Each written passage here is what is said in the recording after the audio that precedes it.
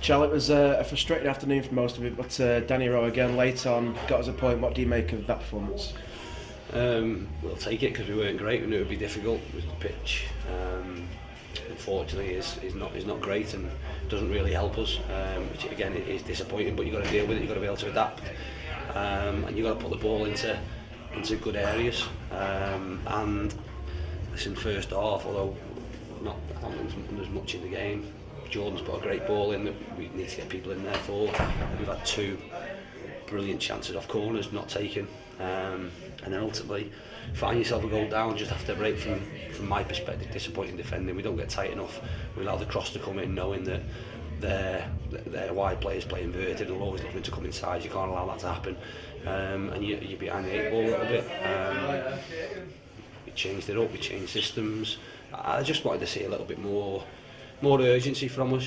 Listen, you've got to accept at times that, especially when it's getting to this time of year, games might not be pretty. And if we need to go back to front and pick up second balls and play from there, we need to do that better. But again, we do that and one drops out and Rowie smashes it in. You just got to keep going, keep plugging away, and keep believing. So. We seemed to be stifled a bit in the first half, and obviously when Ebbsfleet went in front, it must have been a lot more difficult to get the lads up and get them buoyed up for the last half an hour or so. Is it difficult to sort of change your adapt tactics at all? I don't think so, because regardless of whether there's an hour left, 45 minutes left, 3 minutes left, you should be giving it absolutely everything you've got to win a game.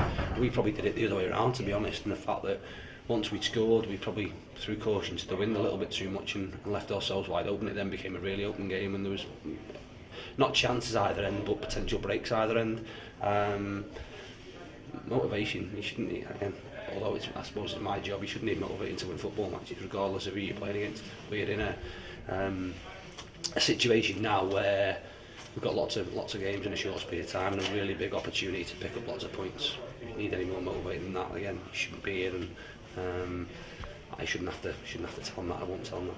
There was no Johnny Smith in the matchday squad today. What's the problem with him at all? Is there any problem at all? There was a car accident yesterday that, again, a few lads were involved in. Some played. Johnny was a little bit tender, I suppose, mentally more than anything else. Didn't look right, so we left him out. But fingers crossed he'll be fine for Tuesday. As you mentioned, there's this sort of period. There's a lot of games in a short space of time. Can we see any alteration to the squad at all? So the loans are now not for Tuesday. It won't, because the deadline for that's gone. But we're working hard to bring people in, and hopefully that will come to fruition. Again, certainly probably not going to be for the next 3 games, I'd imagine. Obviously, the long-term loan market kicks in on January the 1st. Hopefully, we can get some in to give us a little bit of a freshen up.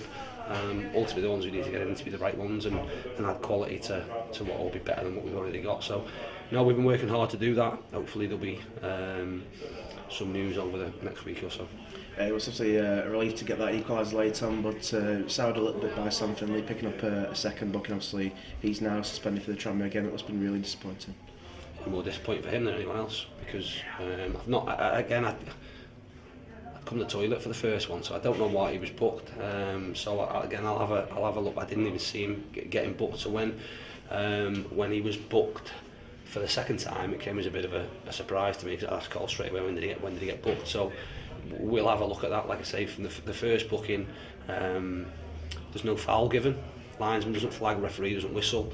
He consults them with his linesman, and again, apparently booked someone. So we asked him the question there around what had happened. I think he's a little bit unfortunate with the second one.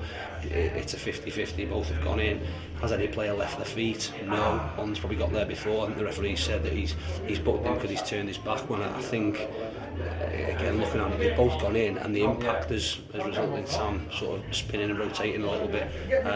So listen, I think that's a bit of a 50-50 call. I suppose the disappointing fact with bookings is, apart from mistaken identity, which we're having a look at the first one for, you can't appeal them, so you have to you sort of make your bed, you lie in it. The focus now turns to Tranmere at Prenton Park on Boxing Day. Obviously, as an ex-player yourself, it must be really looking forward to that. It'll be a big day for yourself and for the club in general. Yeah, great day. I mean, like I say, a few years ago, if you'd said we were playing there as certainly as an AFC Fylde team, you'd have sort of doubted it. So they're the games that you want to go and play in. They're the games you want to be involved in. Great opportunity for us. Be a fantastic atmosphere. Like I say, personally, it'd be great to go back. Ultimately, it'd be a lot greater to go back and come out on the right side of the result and win. So yes, the players can enjoy it. It's another big opportunity for them, but ultimately we've got to go there and put a performance and try to win. Okay, thanks, Joe. Cheers, thank you.